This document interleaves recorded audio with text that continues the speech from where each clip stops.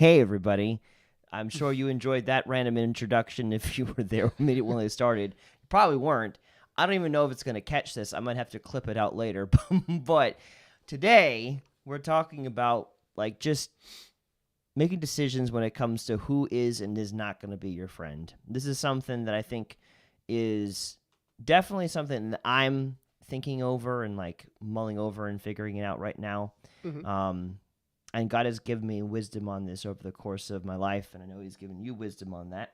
And so I figured, and this was kind of your idea, and I think it's a really good idea to just kind of talk about our processes in this, share what we learned, so that way those who are still trying to figure out who is a friend and who maybe is not a friend can learn from us and just kind of go from that. So join us in the conversation. Let's go back into that introduction again. Also, you probably will still hear us. I don't know. It's muted. Oh, it is? Oh, okay, Yeah. cool.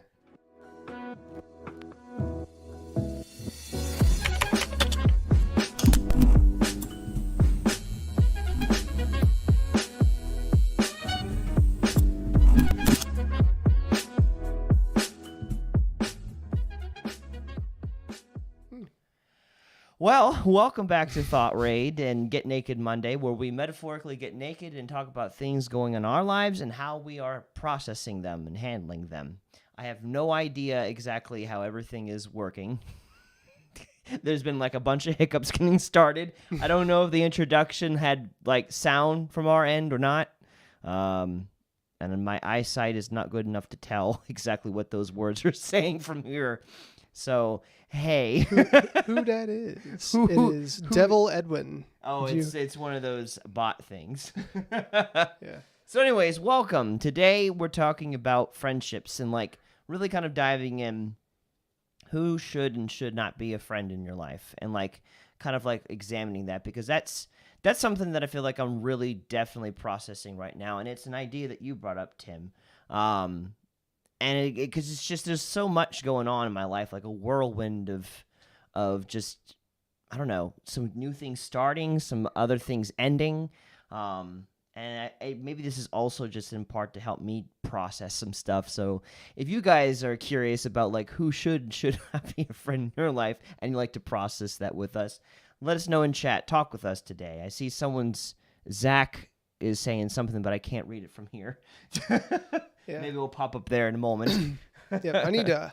Sorry, guys. We don't have Jacob today, so Tim is on AV duty, and everything is so dark. Everything is. Oh God. Oh, speaking of which, let me swap to this main screen because I think chat's not going to show up until I switch the main screen.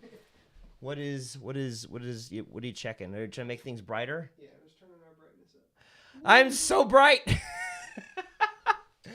On the stream, we're darker for some reason.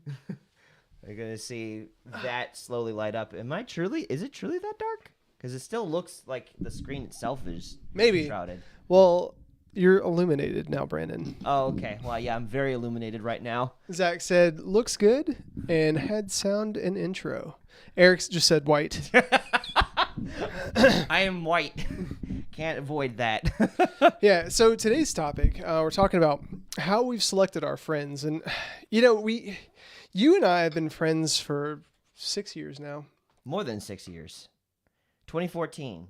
2047, 8 years? 8 years. We're getting closer and closer to a decade. Yeah, and, just thinking about what friendships actually are now, especially, and what they've been in the past for me. I remember when I was younger, I just wanted a friend. I just wanted a friend, a good friend. And I had one, his name is Brian Fissel. And we were friends, I want to say, from second grade all the way up to middle school. And after middle school, everything got kind of strange just because I tried to be somebody that I wasn't. But, we both liked video games. And we both watched X-Men. We would both I would go over to his house on Friday nights, and we'd wake up Saturday morning and watch cartoons. And that's nice. Yeah, it was really fun. That's the kind of friendship that I want. Yeah, but in high school I was pretty friendless, and then through my early 20s I was friendless. But at work there are always people that you just spent time with. Yes. If you're a working adult, you know what I'm talking about. There's people you spend time with. Yep. Can't get away from them. You start thinking, okay, well, I've spent time with these people. We have a few things in common. I guess we're friends, And then you'd go out and get pizza, check out a movie, and then before you know it, you've been acquaintances for a long time. But what's the difference between a long-term tenure-based acquaintance and somebody who's a legitimate friend? And that's really changed for me for the past or over the past 10 years. That's interesting because in this current moment of my life, I feel like I'm bleeding profusely friendships that I kind of consider to be friendships, but I'm realizing maybe they weren't really actually friendships. And that's been fun. And the difference between those two, that's interesting. Like there are a bunch of people in my life right now that I have spent a lot of time trying to help and grow with good intention to make them, like lateral, and if not no more than me. Like I never go into any kind of friendship or any type of mentorship with the intention of I'm going to keep you below me so that I can be, the know-it-all continuously and like your source of answers. Like that's just way too stressful, way too wrong. And I go into anything to bring people to my level, if not make them, like if I can, like, I don't know how to put it, but like essentially like I want you to be more knowledgeable than me, more wise than me, so I can learn from you. Yeah, but Brandon, I think once you've had that role in somebody's life of mentor or teacher or leader, I'm curious what you guys think, but I don't think you could ever get to a place where it's lateral. It'd be very rare. I don't know about that. I don't really know about that because there are some people that I have definitely started off mentoring that now I consider to be a close friend. Like Axeman, like I started off mentoring him, but now there's many moments where he's catching me on things and like, what are you doing here and there that he's absolutely right on. And so it's like, like obviously when you look at it from the perspective of us to God, we'll never be lateral with God. It's just not possible, but yet he still calls us friend. And at the same time, like with people that are, from one human to another human, if someone is listening to what you have to say and they're learning and they're growing, it's only a matter of time before they understand exactly what you're saying and then start teaching you new things. And at that point, I think you become lateral. Okay, so let's back up a lot. Okay. Let's go back to school, because I think about teachers that were really special to me. You had Miss Ramsbotham, my journalism teacher. I can't remember a lick of journalism that she taught me, but she was just that cool teacher. We hung out in her class, and we did the school newspaper, and I can't think of anything I actively pulled from that class. I just remember sitting in the class, talking, walking around the school, talking to people about whatever. Maybe that's why I do what I do now, which is fun, And then you had Mr. Donaldson. He was kind of interesting, very eccentric. I didn't really learn anything from his class either, But okay, my mentor Keith taught me a lot of stuff, offered me a lot of perspectives. A lot of which I've ditched now, but there's some foundational things that were really good. But I'm trying to think like what it would be like if I was ever lateral to him. And I don't know. I mean, maybe later on in years that's possible. Like when I'm 40 and he's, I don't know, it'd be 65, 70 or something. Cause I think he was like 20 years older than me. I really don't remember, but I think that transition's really hard, but, or just thinking about being friends with teachers. Well, I mean, at the end of the day, like, we're all human. And so, like, there comes a point, if you are genuinely absorbing what they have to say, and what they have to say is helpful, and it's, like, not just, like, they're feeding you garbage to keep you down, eventually you're going to know what they have to say, and then you're going to be able to expound upon and go beyond what they've said and see things from a different perspective than they're capable to do it. And I feel like when you hit that regularly with a person, you're no longer being mentored by them. You can still, yes, receive from them, but if you are starting to pour back into their life, and it's not just them pouring into you, I think at that point you have now become lateral with that person. And I have some friendships that once started off where I was just pouring into them and that was it, to now it's turned around. Now they're pouring back into my life and I'm learning from them. And so I don't know, like it's obviously I don't think it's going to be like an exact science or anything. There's still the people that I've mentored. There's still, I don't know. There's still what's the word I'm looking for? Immaturity and stuff that I see in them from time to time. But like, so like, and I'm always going to have that extra couple of years of experience that I can say, this is what I've learned in this time that they just can't make up for because time moves at one pace and they were born after me. So, there's that. But then other than that, like, their maturity level is caught up with my own. And like I said, again, they're pouring into my life. So I don't even know why I went down this path, but essentially. Well, kind of switching gears a little bit. I'm just thinking about friendships that I aspired towards in my early 20s. I wanted to consider them friendships because they were people I spent time with and I did things with them, but did I actually feel at peace with them? Did I feel equals to them? And I mean, that's still a difficult thing for me even now. But looking at the friendships I have now, I was just thinking the other day, like, why do they feel so different than the friendships I used to have? Like my friendship with you, or my friendship with Dan, or Matt Painter, or I don't know, Zach, for instance, or Eric. Anybody that might be watching that I spend time with, where it feels mutual and it's intentional. Maybe it's the intentional thing. Because you and I were talking about some relationships that you've had for the past 10 years. And recently you've had to address them through conflict, and a lot of them have faded away. They haven't stood the test of, the test of conflict. The test of conflict and time. But just from the outside looking in on those relationships, I would look at you spending time with those people, and it's like, oh, cool, Brennan's spending time with these people that he's mentoring. And I guess from your perspective, you were thinking to yourself, oh, these are just my friends. You would hang out and play games together. But every time I would see you guys in Discord or just whatever, I don't know. It's just the idea that you guys were friends never clicked for me.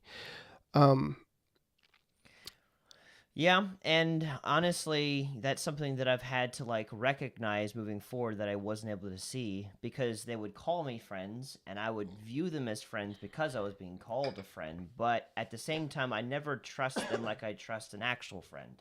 Yeah. So like I trust you and I trust what you have to say, and I know that you're going to, think things through and process them, and then you're going to provide what you can provide for me, and you're not going to just let things just catch you in a whirlwind. And if you do, then we're going to work through it. Mm-hmm. But there are people that I had considered to be friends for a while, and I had this, and maybe what a friend is and acquaintance is should be addressed. And is there a difference between friend, good friend, and best friend kind of thing too? Because I feel like that's its own thing as well. And maybe the reason why I think of it in that way is because of The Sims, because you had that kind of progression in the video game between friend, good friend, and best friend, and my brain thinks in those ways. So, should there be now I'm going to throw a question your way. Should there be a difference between acquaintance and friend, or should there be acquaintance, friend, good friend, best friend kind of deal? Like, I mean, I think people naturally fall into certain categories when you understand boundaries. Because even with close friends, like if you text me and I don't message you back immediately, I'm probably doing something else. Right. And you know that my relationship with my wife supersedes anything you bring to the table. Of course. And I don't know, Noah, since I don't know him very well, knows that everything between you and me supersedes the relationship with him. But just thinking about the different levels of relationship, it just makes me think about that stream we did recently where we talked about intimacy and commitment. And I know there are certain people that have committed to me, which yields greater intimacy with me. And, just thinking about how Dan, for instance, and we talked about this the other night at the guys' night. I've wanted to have a friendship with Dan for a really long time. I think we have a lot of the same insecurities and, the same struggles, but I just generally like him as a person. I feel a lot of relatability to him, you know, and the very thing that prevents us from being good friends is one of the very reasons why I want to be good friends with him. But that intentionality piece has just always been missing. Like he'd try to step towards me and I wouldn't step towards him, or I'd step towards him and he wouldn't step towards me. And so that friendship just never happened. But recently, you know, we started having the Wednesday groups and we've started talking more, and seeing that side of him has been really cool. It's like, Dan, this is what I've been wanting for a long time. I'm sure like he feels the same way. Yep. But then, you know, there are relationships where there's been more superficial attraction to the relationship.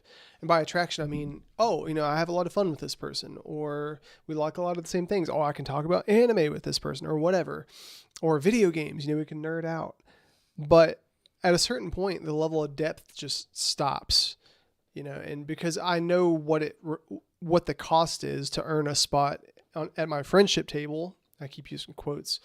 The cost to earn a spot at my friendship. I know what that cost is. There are just some people that don't make it, you know, and it's weird. Like before I didn't really charge admission for those spots. I just thought, oh, you like me. That's good enough. So you have one of these spots. And yeah, I see that in a lot of relationships too, where the girl will think, if a guy wants to have sex with me, that's good enough. I'll give him that as long as it makes him stay. You know, and I don't want to be misogynistic about it. I'm sure there are guys like that too. If I just have sex with her, I'm sure she'll stay. Or if I provide something, they will stay. Or just because I've been in this relationship for a long time, this must be a good relationship. That's kind of what you're going through. Yeah, that is what I'm facing, and it's kind of forced me to, again, like re-examine what does friendship with me actually look like, because there's a chunk of people in this situation that I've been going through that I have spent many years with, and to them, they looked at that as a sign that we were good, close friends, but there wasn't that regular conversation of how are you doing? What's going on in your life? How are you processing that? And there was, but it was kind of one-sided. Well, yeah, and I was going to say next is that when we did have it, it didn't seem like anything I was saying was actually changing or altering how they viewed me, how they viewed the situation that we were talking about. They just continued to cruise along as if what I had to say was an interesting thought experiment, but not something to be taken seriously. I think that was some people too, like in our friend groups. Like, for instance, Danielle and Eli, if you remember them. They're great people, but for some reason there was just never that draw to be really good friends with them. If I ever saw them out in public, it's like, hey guys, what's up? You know, let's catch up, whatever. They came back to North Carolina after being in San Francisco for a while, and me and Ariane went and we were like, oh hey, you know, welcome back, what's up? You know, but I've never messaged, at least I don't think so. I've never messaged them back and forth individually or even as a couple. I've never met any of them for lunch. And it's like, well, you know, I'm just not very interested in their lives, and they're not interested in mine, or else we'd be friends, you know? At least seemingly, but yeah.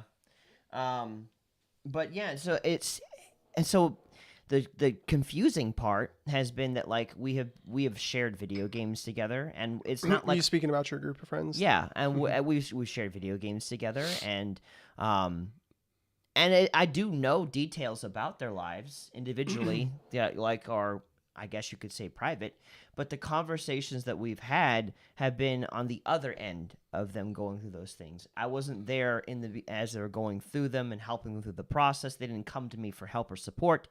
They were just independent, and they were having their life apart from me, and then we shared it together through this community. And so when I began to, like, assert my beliefs and what I really stood on, it became as a shock to them, for a lot of them, because, you know, it's like, well, like, don't you trust our perspectives? You know, doesn't all the years we've spent together mean anything to you? Whatever. And it's like, I mean, yes, I do trust your perspectives in certain areas. And yes, the amount of time we spend together does mean things to me, but we never had that intimacy. We never had those conversations. Just to clear up, I think what you mean is mutual intimacy. True. I would. Because mutual intimacy. you talk to me frequently about what they're going through and, thoughts about whatever. Like now, to be fair, if you guys are part of his community and you're watching this, he's never spilled the beans on your personal details, No. but he would just say, hey, this person, said this or did this. And he was always talking about it because you were interested, but. And I was also very open with them about what I was going through. Like I never hid what I was going through with any of the people. Right, but they didn't seek that. They didn't seem to. Like, Yeah. and so when this happened and I showed mistrust in them, apparently that was like a very big thing. And so it had to make me re-examine what does a friendship mean to me, and what is the toll of which is necessary to be paid to be considered a friend that I trust and would come to for information on certain things. And really, it's the thing that I've kind of learned from this. What it takes to be a friend is there's just both sides are bearing each other's insecurities, faults, good and bad, together. And as much as they're able to trust each other, but both of them are doing it, and they're listening to each other, and what they have to say they think about, and it changes how they do things. Like, not to say that like it has to change what they do, but like usually if someone is truly open to you and is being a friend to you and you say something, they're going to parse out the things that don't necessarily apply, but then they're going to keep other things and they're going to change just by proxy of having that open vulnerability between the two people. And that's something I wasn't getting. I was giving vulnerability all the time. I'm an open book. I put that out there to see who will take the bait and become my next friend. That's what happened with Eric. I think it's interesting how when mine and Brandon's relationship, our friendship started, it was really strange to me because I'd never experienced a friendship like that. I had just joined Awake Church prior to that, and I had started going to the potlucks, and I experienced a welcoming community. And as far as like getting deep with somebody and being just as intentional as somebody's being with me, I'd never experienced that at a consistent level before. And you have this thing where you to somebody for a time, then you to another person, then. And it's like in your wake, you leave good friendships. Sometimes they're healthy, sometimes they're not. Right. But it's kind of what happened with us. Like for a while, you and I would like text frequently. We would have lunches or whatever. And then we got to a level where I feel like we kind of evened out as far as being... I'm searching for a word, but I don't know what it is exactly. But it kind of, the pace evened out. I'll say the pace evened out. And then Eric started coming to our group, and then you glommed onto Eric. And, just seeing how intentional you guys were. You had tried to be intentional with certain people, but they weren't as intentional back. But then you found people that, that answered the call. And I think that's kind of interesting because for the longest time through my 20s, I told you I didn't have a lot of friends. There was definitely a call. Now, granted, I wasn't calling the right things. There were things that I wanted. I remember thinking to myself, and this is kind of an embarrassing thing to say, but I always thought that I wanted friends that looked a certain way, that had very specific types of jobs, specific likes and aspirations, basically a very narrow expectation of what I wanted to fill my friend group with. And it was all these things that I was trying to be myself. And so when I would come upon normal people in an everyday facet of life, nobody was good enough because I didn't think I was good enough, Yeah. And it's weird. Like after I discovered like, oh, wait, Jesus wants a relationship with me and he's trying to teach me that I'm loved. And I engaged in that relationship and I started getting filled in that way by somebody who could love me perfectly. Then, realizing, oh, all the things I was chasing before were not actual relationships. They were just searching for something that only Jesus could give me. And once I acknowledged that, people like you started popping up in my life. You know, and it wasn't until after that I also met Ariane, and we have a very healthy relationship. You and I have a very healthy relationship.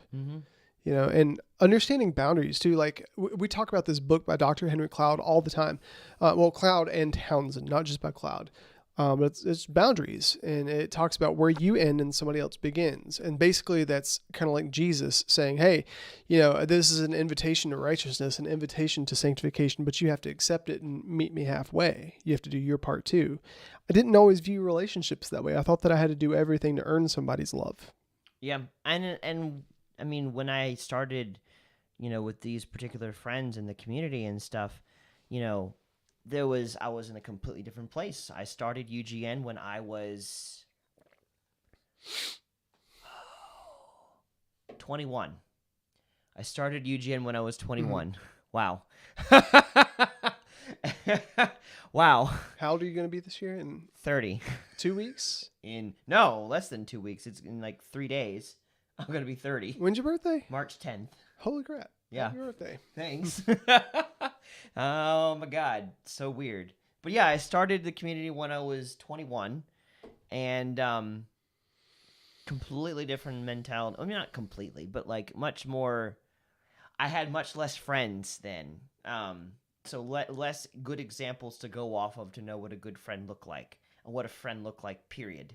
Didn't really have very good examples of that.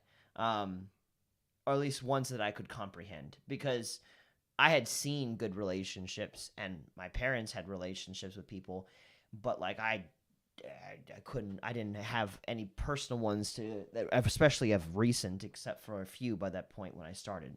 So just starting to build up a repertoire of friends, and now here we come 9 years later, and I'm now realizing, after all these years, there was a handful of those people that I spent a lot of time building into, but there wasn't always that degree of reciprocated intimacy back to me. And the results, what that ended up looking like, is them being offended when I wasn't as trusting of them, and me being confused and like, how, like, what do you? Why is this offensive to you? Okay, so I want to clear something else up too, because you say this a lot, and I think it makes sense to you the way that you say it, but to me, it's like, what do you mean? Like when you say the word trust, what I think you're really saying is, like, you wanted them to provide you with, you didn't. There was not an expectation that they were going to give the same intimacy back, because you can trust somebody and them not give you intimacy, right? Like. But I think as far as seeing them as friends, the trust thing you're talking about is, are you really going to value me as a friend in return? Is that what you mean? Well, I mean, this in part, yes, but like there's still, and the reason why I haven't changed my language yet is because it's still an aspect of actual trust for me.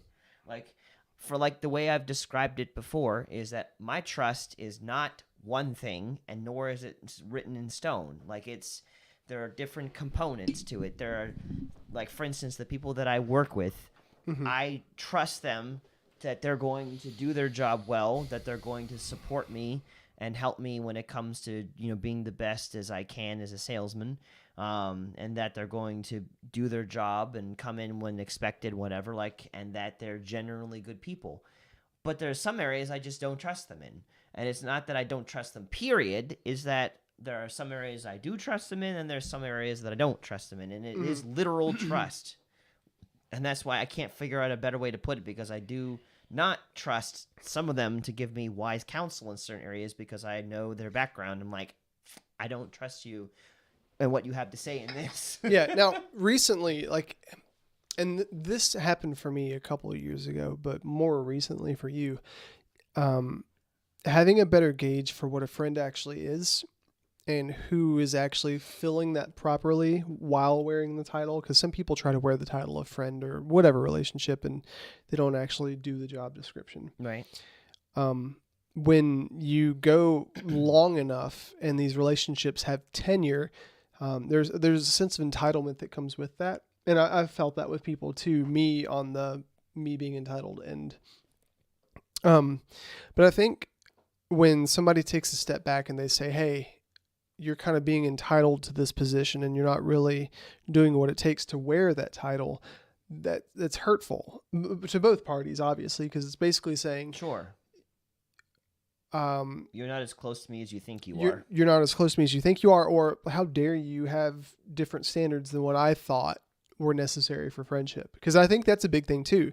Because like people having different expectations and standards for the same things. And what I mean by that is like if addressing friendship, for instance, you and I might have a different standard for what is required to qualify as a friend. Much like, I don't know, something in the past, I had a conversation with somebody about their position on pornography, and their standards were way up here, but because I had an addiction to it, mine was way down here. So if I had made progress and I was here, it still wasn't good enough for this person because, well, I don't want to say good enough. It still didn't meet their minimum expectation for themselves because that's not where they started. You know, and friendships are kind of the same way. And I think as I get older, I'm starting to learn that because, you know, I was thinking about like younger ages and how they can peacock. And so if you're a younger age, and you know what I mean by that, like you're in a room, you're single and you're ready to mingle and you're just trying to be heard. You're trying to have a good profession. You're trying to have all the nice clothes. You're trying to, you're figuring out who you are and you want potentials, whether that's friends or, you know, future relationship-ish, whatever people you want them to know, you know, and then you have the season beyond that where you're married. You're more established. You know, you're not as much defined by your circumstances. Now, you know, okay, well, I am who I am apart from my circumstances. I'm surrounding myself, and that sphere of people gets much smaller because you've gone through the handpicked selection process. And then as you get older, you know, I feel like it gets more and more refined. But being on those different life seasons, you know, people used to talk to me at least about life seasons. I really didn't know what that meant because I was in one of the first of 3 life seasons out of like 10, you know? And now that I've gotten past the big hump of marriage and buying a house and figuring out a career and not pining away at a college degree or whatever, it's like, well, now what really matters? You know, and I found a group of people that address the purpose, the what really matters situation from the same angle. Which is not a comfortable. I figured if I put my arm here, that'd be pretty comfortable. No, it's quite awkward. I know, it looks awkward and it feels awkward at the same time. Yeah, but you know what I mean about like surrounding yourself with people that approach life from the same angle as you? Yeah. Yeah, like there's people that will understand the season that you're currently in and people that will not. And they won't be able to really understand until they've been through that season. And that's where I can understand the whole process of like, you will never truly be lateral with the person that you are mentoring, because in the sense of they can't live through that experience until they've been through that experience is true. But at the same time, like at least in my current season, I have counseled people that are now in the current season that I'm in that didn't start there. So for all intents and purposes, we did become lateral. And then there's our friendship. I'm still single. You're not.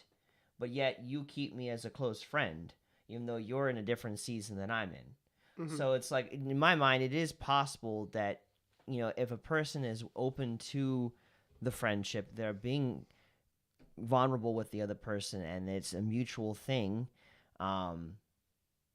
you can become lateral with people that you once previously mentored. Well, still with that, you know, it's very different because we had John and Hannah over last night. We watched Love is Blind and we made beef Wellington. Oh, nice. First time ever. Pretty awesome.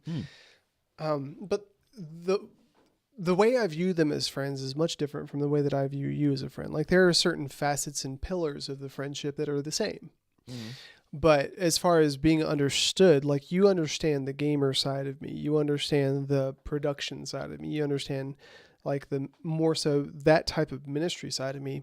They understand, oh, well, we're married too. We know what this is like. This is, you know, the victories and the struggles that you have are the same things that we have too. And it's like, there's a different connection point. It's almost like I get to jump into a different box and express things that, you know, are quite cluttered.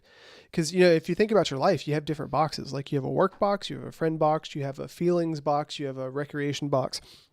And, we're just looking for people that can jump in those boxes and live with us, and in the marriage box, I have Ariane to talk about it, but as far as sympathizing with another man, like at the men's group that we've been going to, you and I, Dan and I see eye to eye on certain things that you and the other people there don't, just because you're not married, and that's something that you can't fulfill because, like you said, it's an experience that you've never been through and that you can't really associate with yet. Yeah, not yet. So in that sense, there won't be able to be this complete and total lateralness, I guess. But still, to say, at the very least, to say that, like, there are just people in my life that, like, I once had to pour continuously into, that I no longer have to do that. And they have gone to a place where we're evenly helping each other out. And so, like, that's where I just kind of feel like it's something that's accomplishable. And some of the people in the community I did manage to accomplish that with. And they're the people also that simultaneously, when all this started to go down, we're not the ones that just like, well, we're done kind of thing at the smallest infraction. And the other ones, some of them, I'm just like, and other ones I'm like, it was hard, and hoping that, there'll be a turnaround for that. So it's interesting. I guess for me, defining friendship, I still don't know if there should be. I guess there just naturally are tiers of friendship, because I don't necessarily don't see them as, they're more than just. I know them more than acquaintancehood. Like, I know them more than that. Like, but at the same time, it's not like I'm coming to them for any kind of sage advice or anything of that nature. So I don't know if you would not consider that to be a friendship then. Or in my mind, I've kind of kept it as they are friends, but they're nothing more than friends. They're not good friends. They're not close friends, especially. I don't know. I don't even know if they would qualify as that. I say that with absolute respect for those people, as people, just because, in my mind, what qualifies as somebody that has a seat at my friendship table is somebody that's going to be mutual with me, and that won't put circumstances before me. And even somebody like, okay, since I talked about them earlier, Danielle and Eli, I know what type of people they are. I know that if I ever try to talk to them about something, and there was conflict, they would talk to me. Mm-hmm. I mean, I know that, and so I would consider them friends. But then, like, certain random people at church that I've never been in community with, that are just, fixtures to a degree. I don't really know them, even though I've spent a lot of time with them. They've never asked me questions. I've never asked them questions. I don't really know what parts of them. I don't know how they'll respond. And there's a certain level of mutual something mutual that has to be identified and engaged in for somebody to qualify as a friend. So I don't know. I would actually challenge, like, are they actually friends? Well, I mean, some of them. Like, it wasn't like, it's not like, some of them, they gave me more than just an acquaintance would give me. Mm-hmm. So I can't say. What do you mean by that?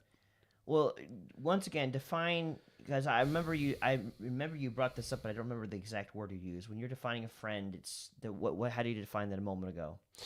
Somebody that will put me before circumstances and be mutually as engaged with me as I am in them. So, like, yeah, so some of them definitely have been engaged with me mutually and put me before other circumstances and made some sacrifices to be there for me. So it's for the community at large.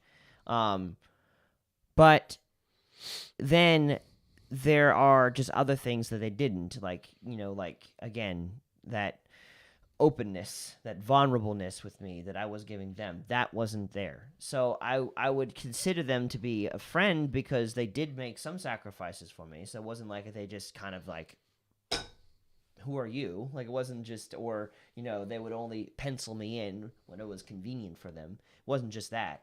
So it's above, in my mind, acquaintances into friendship, but not anywhere beyond that. Not good friend, not close friend, not someone that I would have the energy to pursue after if I'm in the current season that I'm in right now. Well, I mean, I'd feel bad for, like, if I knew somebody's name, I knew what they did for a living, and we've had a handful of conversations. Yeah, we're friends. But now I don't feel as bad about not slapping that label down on somebody so frivolously.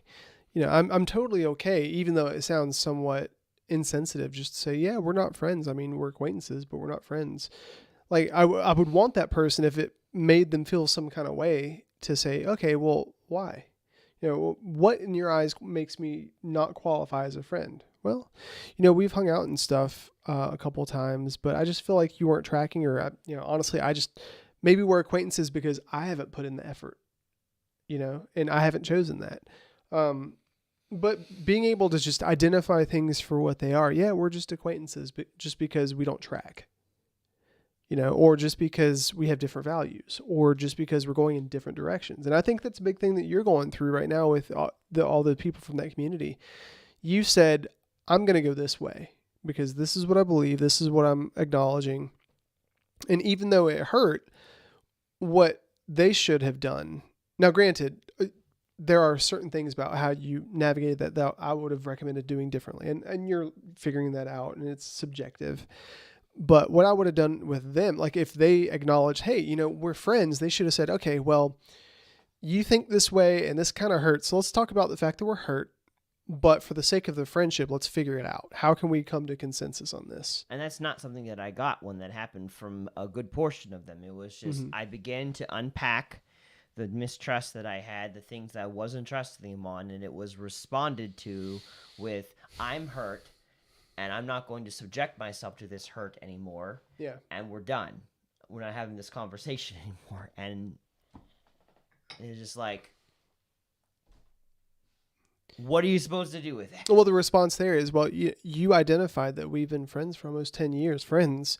So now that it comes to, the time is now to pay the fee of commitment. The friendship toll. Pay the friendship toll of commitment. Where's your commitment? Basically, because the intimacy is being pulled back because I identified that there is a fee here. You're not willing to pay it, but you're upset that you now have to pay it because previously I didn't charge. Yeah.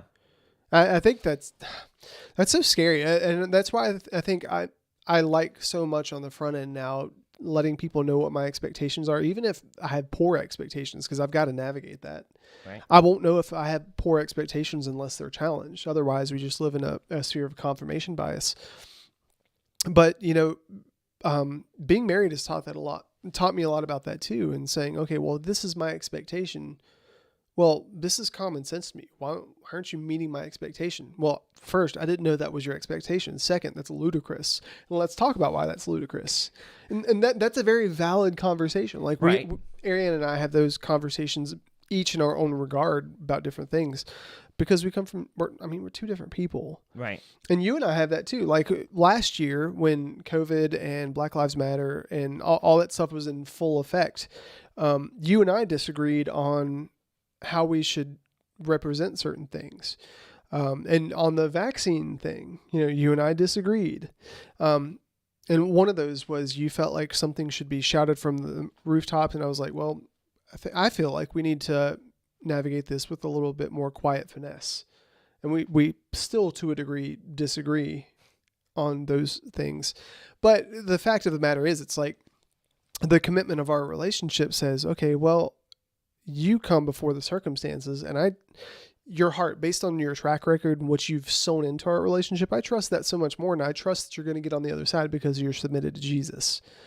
And seeing you walk that out is what has earned you a right at my friendship table, because I can trust that. And even though you and I disagree on some principal things, it's like, I know Brandon's not a piece of crap. He might irritate me sometimes, but I know he's going to get where he needs to go because he's intentionally trying to love people. And if you're intentionally trying to love people and you're doing your best to let Jesus lead you, I mean, that's really all it takes. Yeah. And with the friendships that I had to take a step away from, like there was a moment of time where I began to realize that what we believed was diverging, and I did, and this is a key. Like if you're trying to navigate a friendship with someone and they do something that truly bothers you, don't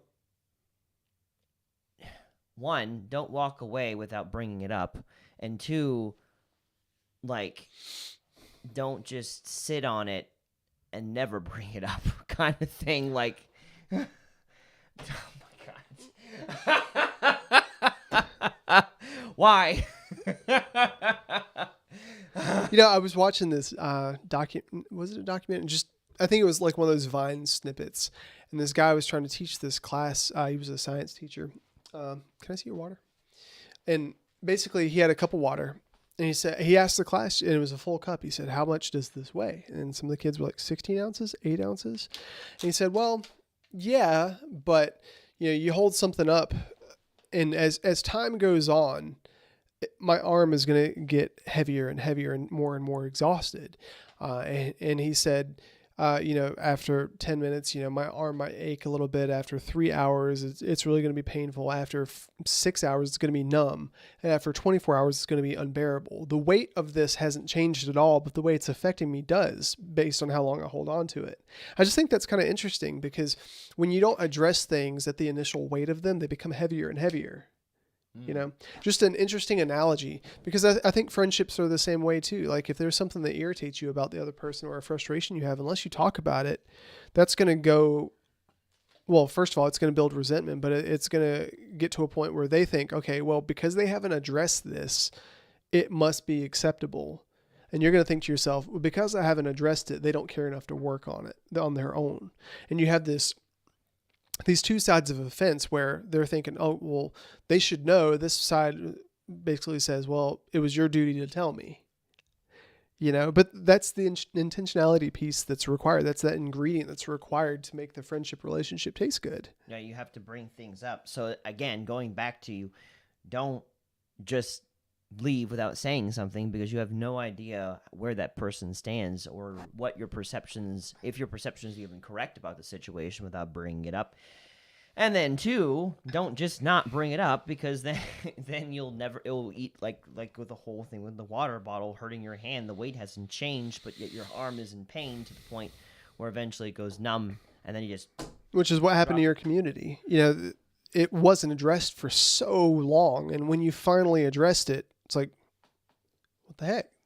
Well, yes, I did not address some things, and there was something, but I did address the problems in the moment, though. Like the whole thing about the differences of beliefs, I addressed them and brought them up, but then they didn't change, and so then I just kind of sat with it, and that's the that's. It's like, I have a standard, and I'd like you to rise to it, and oh, you're not rising to it. I guess it's okay. I let it go. Yes, until eventually. I guess that's okay. And then something ended up happening. Realize, oh, this is not okay. Now it's time to address it, and people are like, "We're out." Yeah, honestly, I don't blame them. Yeah, I don't say that from a hurtful place, but it makes sense. It's like they've gone this long in this bubble, and they got comfortable. And now it's like somebody coming in your house and saying, hey, I know you've lived here for 10 years, but the way you've been living in this house, you're going to change it.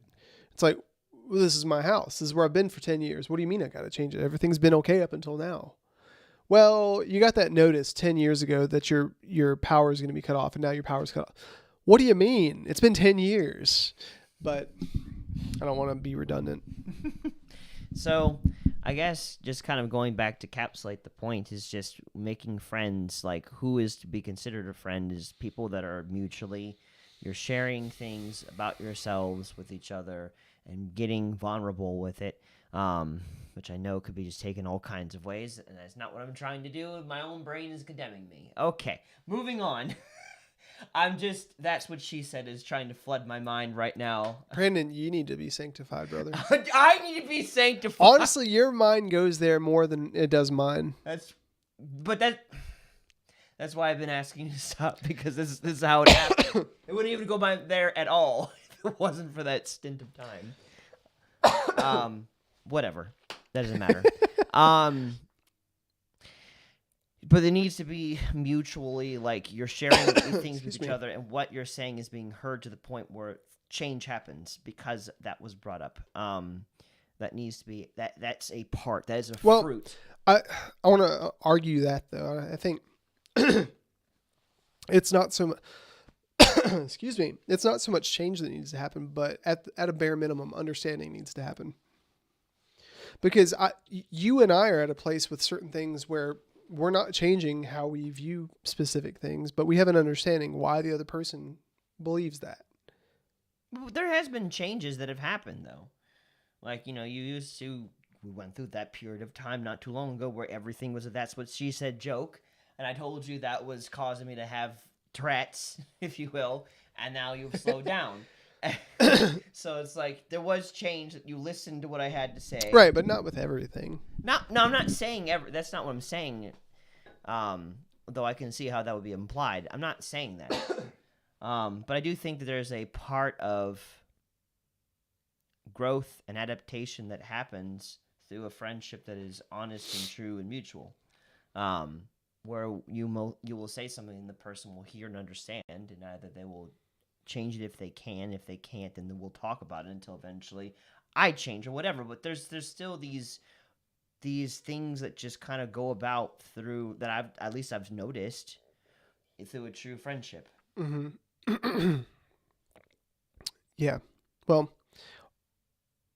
I guess the main thing for me is looking at my current friendships. I'm really glad that I have them. They've taken a lot of sacrifice. They've taken a lot of work, taken a lot of intentionality. But guys, if you're in the place where a lot of your friendships are just based on tenure, you've let things slide, you've not valued yourself, or you're overvaluing other people, or vice versa. You're a narcissist and you want all the value from other people, or just whatever the situation is. Like when you get to that place where you can just rest with people and you know that you've sown enough into it where you're getting the fruits of being pursued, being prioritized, and you also know when it's your turn to do that, it's a really good place to be. Like there are so many people in my phone that I could message and say, hey, you want to get lunch? You want to hang out? You want to do something? With varying levels of friendship, if you think of it like an XP bar, some of them are at 70%, some of them are at 20%, some are at 150% beyond level 1. It's really fun and it feels good. It doesn't feel like I'm at a relationship deficit, but it had to start somewhere. And honestly, for me, it started with my relationship with Jesus. I know that sounds trite. I know that sounds very trite, especially if you're not a Christian. But until I knew a perfect example of what friendship looked like, and sacrifice and long suffering and healthy expectation, invitation, hope, faith, like all that's required to be a good friend, I really didn't know that until Jesus, but when I did, those people, it's kind of like when you get a Honda CRV. You start seeing Honda CRVs everywhere. When you get your eyes on pure love, on true love, on friendship love, you start seeing it where it's being displayed, And there are certain people that have not displayed that, and I've had to draw a boundary, and they just don't stick around because they don't want to work on that. They choose not to. I don't say they don't want to. They choose not to work on that, or they're blinded to the boundary, and that's okay. It sucks because I see value and potential in a lot of people that could have been really good friends with, but I just had to identify, it just wasn't the season. Yeah. And this current moment in my life, I'm recognizing like the type of people that I seem to tend to gravitate towards or them towards me. Like that's been an interesting thing that I've been kind of realizing. And that's where that text came from yesterday, in part. Which one? I don't know. I wonder if maybe you even get it. Is that the one where you took the picture? Yeah, that was one where I took the picture. I didn't read it. I'm kidding. I totally read it. I'm just kidding. I'm just kidding. Which one is it? Did you do? I read it. Okay. I read it, Brandon. Suddenly kept going back and forth. And I was like, okay, yeah. I'm just recognizing that, like, I just for some reason, I don't know. I seem to either gravitate towards or them towards me or whatever. It just seems to work with like people that like struggle with people pleasing, and I don't know if that's because of just the fact that like I don't struggle with it as hard or something. I don't know what it is, but I don't know, something about people like that I just enjoy. Do you think it's because, to some degree, you struggle with people pleasing and it's just easier to be around people with the same thing? Because I know that one of the reasons I really admire, appreciate, and feel encouraged by my relationship with Ariane is because she's not a people pleaser. I totally was. And so being around her really challenged me in that way, and I don't normally surround myself with those types of people because it makes me very insecure. Like the type of people that I would surround myself with are the people that felt the same way about them because I knew they wouldn't hold me to a higher standard. I think, yeah, I do. I have my own form of people pleasing that I deal with, yes. Mm-hmm. And I guess like the areas that I struggle with, other people don't, and the people that don't, and there's like we're able to help each other out in the areas that we're weak in people pleasing. Yeah, that's what I'm trying to say. But but I do legitimately seem to do well with people that also kind of struggle with that, and I'm just kind of realizing that. And I've been able to help a lot of people who have dealt with it, as well as they've helped me a lot. Like Dan. Dan has helped me with people pleasing, by helping me set boundaries, mm-hmm. or worrying about making things happen. Like with you, like you've helped me with that. So just different people have helped me with different forms of people pleasing, but at the same time, I do recognize that I've helped them too. So I don't know. I feel like it's just turned into this mutual growth and development. So I'm going through a process of just realizing that. And so there's just varying degrees of that have been in my life, people with those type of tendencies. Yeah. It's interesting. I guess maybe it is a comfort thing. Mm-hmm. I feel at home around people like that. Or these people that like have that kind of thing within them and to varying degrees are working on overcoming that. Yeah. Well, thanks for hanging out, guys.